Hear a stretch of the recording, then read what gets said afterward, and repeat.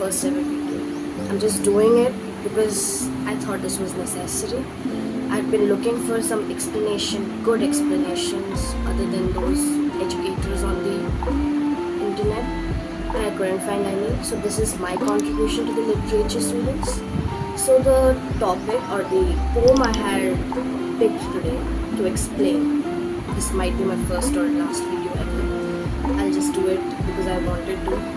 This has been a very impulsive decision, but we will do it. So here are my notes, if you can see them. It's an inverse, so yeah, it would be a little difficult, but I would read it to you and explain some of it. We can discuss some question answers, and that would be it. I hope it would be helpful for all those who are looking for a good explanation. I'm in my undergraduate. I'm doing my Bachelor's of Arts in triple majors: mass communication, political science, and modern language. But we have general English, so even CBSE had it, but I never did it. I was in CBSE, so let's begin. My father told the tenants to leave, who lived in the house surrounding our house on the hill. One by one, the structures were demolished. Only our own house remained and the trees. Trees are sacred, my grandmother used to say. Felling them is a crime, but he massacred them all. The Shioga, the Audamar, the Neem were all cut down. But the huge banyan tree stood like a rock, whose roots lay deep, deeper than all our lives. My father ordered it to be removed. The banyan tree was 3 times as tall as our house. Its trunk had circumference of 50 feet. Its straggly aerial roots fell to the ground. From 30 feet or more, so they cut the branches, sawing them off for 7 days, and the heap was huge. Insects and birds began to leave the tree, and then came to its massive trunk. 50 men with axes chopped and chopped. The great tree revealed its ring of 200 years. We watched in terror and fascination the slaughter. As a raw mythology revealed to its age, soon afterwards we left Baroda for Bombay, where there are no trees except one, which grows and seeds in one's dreams, its aerial roots looking for ground to strike. So, it's a very simple poem when I first read it, and it is a simple poem, but it holds more depth than it really looks as.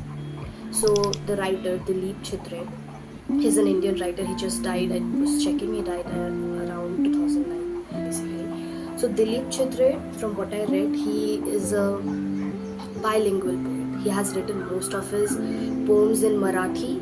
He has translated some English works and also his Marathi works in English.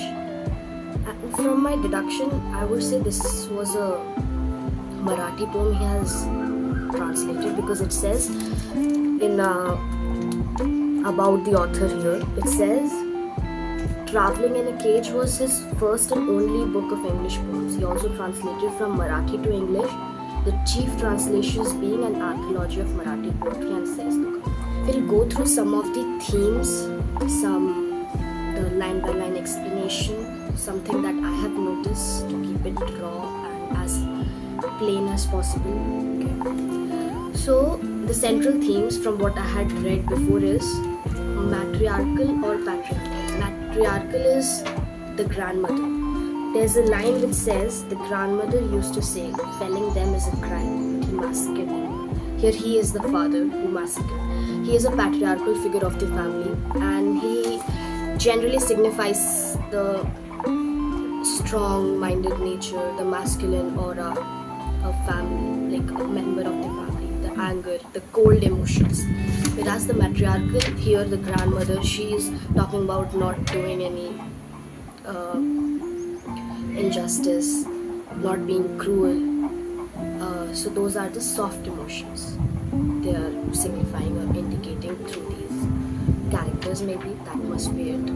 And there's also this thing that Dilip Chitre's poems reflect urban sensibility cosmopolitan views and ironic tone running through them, which is like forwardness, because he was a much younger author or writer or poet as compared to other whatever we have read. Like Premchand, he was very old, like, during the independence, after the post-independence. He is a post-independence writer.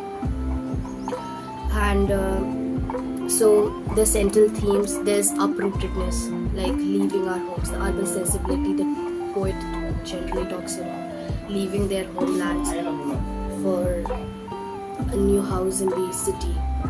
The urban, it isolates us in a way. The neutral families living in small places instead of the homelands, the beauty, the nature. And there is destruction of ecosystem with talking about felling of the trees, the banyan tree. And emotions are mostly terror and fascination. Terror for the future, the anxiety when they're moving to a new place, and fascination for the strength, the admiring the strength of the nature, how it has lived for so many years. So now coming back to the text, the poem. My father told the tenants to leave. I'll just read the points or the portions where highlighted portions where I think are necessary. There's this: the trees are sacred, my grandmother used to say.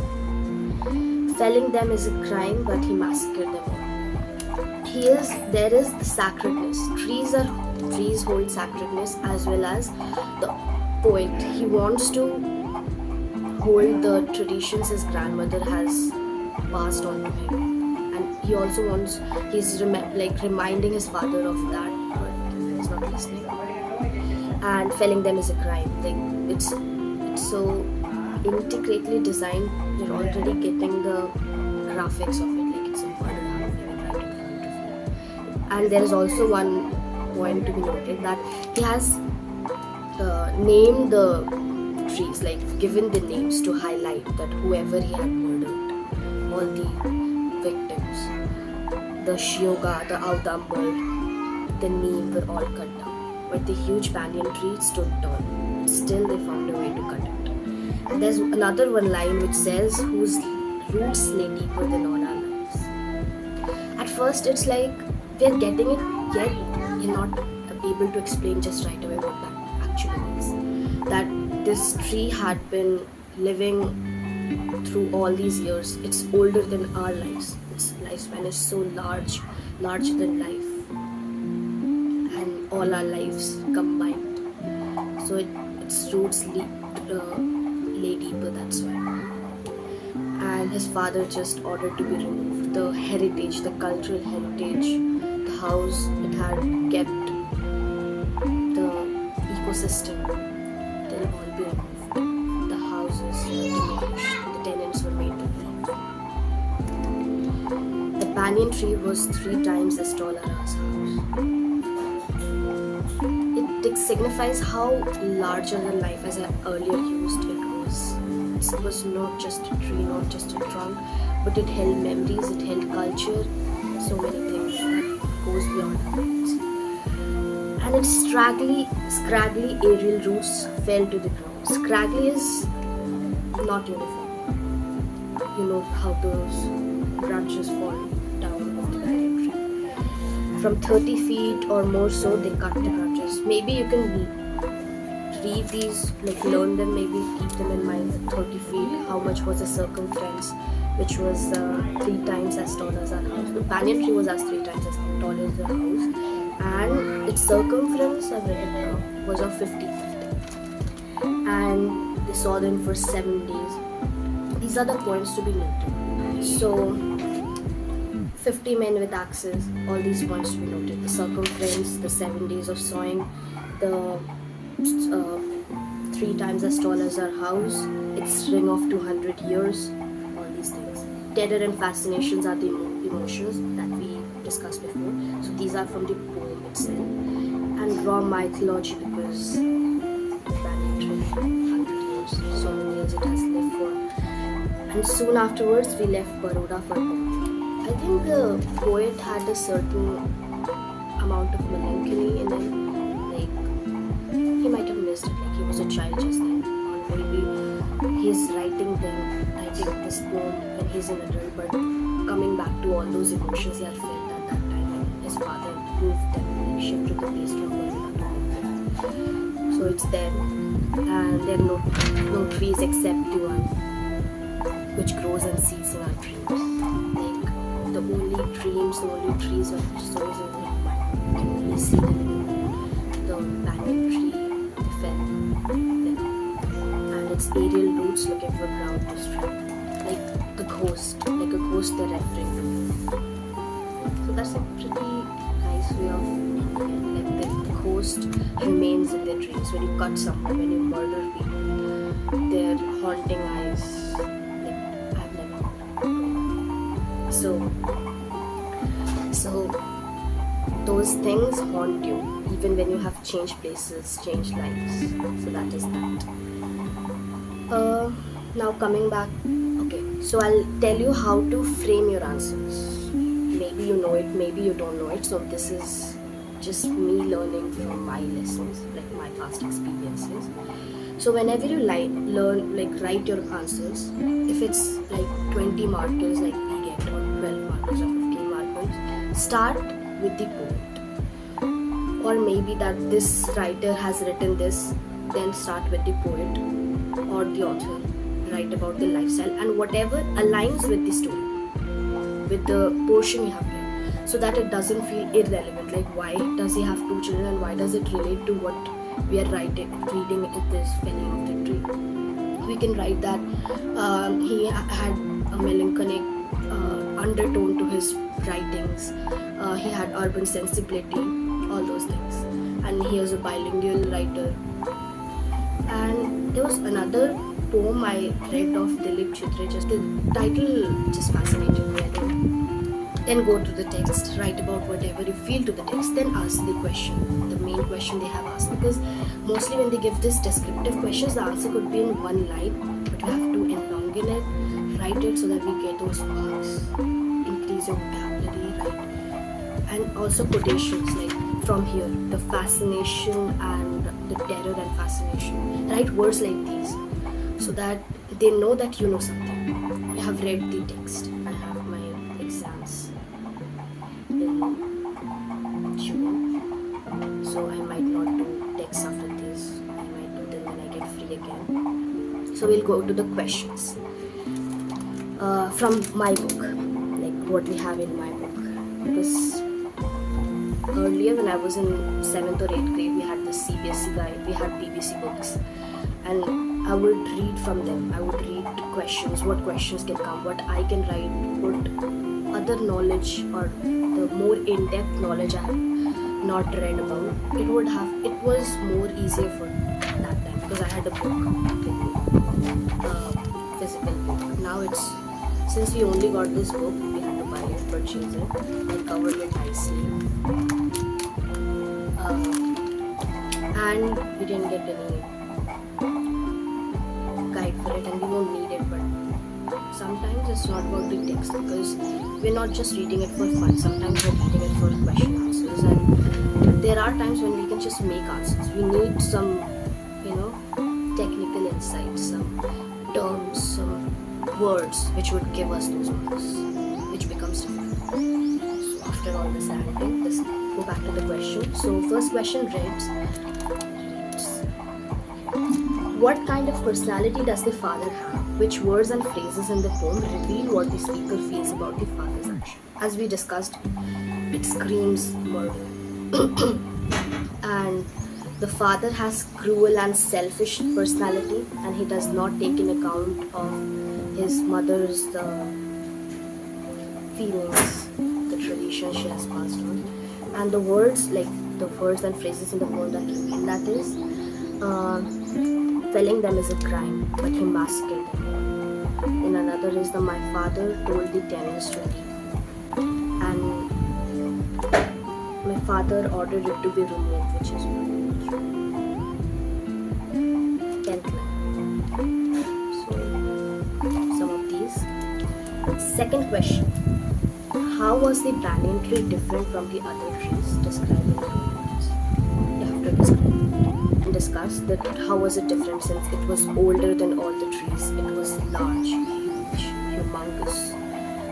All the description, how many days it took, how long it was, what was its circumference, all of those things you can add, and how it hold significance in the author's life, poet's life. Describe the end of the banyan tree in your own words. What reactions did its cutting provoke amongst the members of the speakers? Again, you have to read the text to actually understand or feel the emotions and write it down in the text. Because the author was not very happy. He was feeling very alienated and he was already anxious about the thought of moving from one place to another. The grandmother, if she had been alive at that time, because it does not tell if she was alive at that time, was she must not have been happy, of course. The father, he would have gained some money, so he is not wrong in his part, because he wants that money to shift to a new place, all those money, income, savings, everything. So he must have been free, satisfied, not anxious. What can I do? What will we do? What will we eat? Comment on the contrast between the favorite part. The grandmother and the father, the matriarchal and the patriarchal themes of the society, the soft and the cold emotions. How the grandmother is asking them to stay true to their roots, to stay true to their traditions, whereas the father, he has more urbanized, he has more visions for his family, so they want to shift to a new place, to get more opportunities for him as well as his family to earn more. Then Baroda and Bombay. Again, the Baroda is the poet's hometown, the feelings of a mother's embrace, whereas Bombay is a new place. We know the emotions. We'll describe that. And also, Baroda had actual trees there. Baroda had the banyan tree, but Baroda was also the place where the banyan tree was murdered. But Bombay, it was a new place where they ran away after murdering the banyan tree. A story is going in my mind, so I'm saying it in that way. And it's a place they're far away from Bombay, but still the nightmare haunts them of killing that tree or other trees along with the banyan tree. Then explain the meaning of the following lines. First is, roots lay deeper than our lives. Of course, as we discussed, that the banyan tree, since there's another word, it says whose roots. Whose means the banyan tree from the poem. They have only added roots lay deeper than our lives, but in the poem it is whose roots lay deeper than our lives. The banyan tree has lived so many years, 3 to 4 generations of theirs, human lifespan. So it holds more memories and lineage than the author or the father of the poet. A raw mythology revealed to us its age. It's always a mythology, but of course we know it because it has lived so many years. People spin stories around it. So in that way, my answer might be very vague. So if it is not helping, for those who know, please write it down in the comment box. And the no trees except one, which grows and sees in dreams, which we discussed at the last of the book, that they have the dreams. Their dreams, like, there's no place to plant it to. The only tree that can ever be planted is in their minds, like in a dream. No trees except the one they have cut and whose memories haunt them till today, which grows and seeds in their dreams. Now, the only place they can return back to is through in their dreams, through the past. They can go back to their subconscious and see it grow in their dreams. So, hope this all helped, and this was my way of giving contribution to the chapter. I might make this a series, I might not do it. I'm not sure myself, but I wanted to give a video because I searched for the pet from Thanton Shikong. I was looking for videos into it. I found one, a good one. But it can't be said for all those other books, like all other poetries or stories I'll be reading. That would be someone I can relate to who's doing the same subjects or maybe the same chapters. This book is The English Turf, by the way. This is given to the undergraduates, first years of Telangana state. Okay, I reviewed it. I've never done it, so it is a little bit weird. And it is by Orient Black Swan. I'll also add pictures on the screen.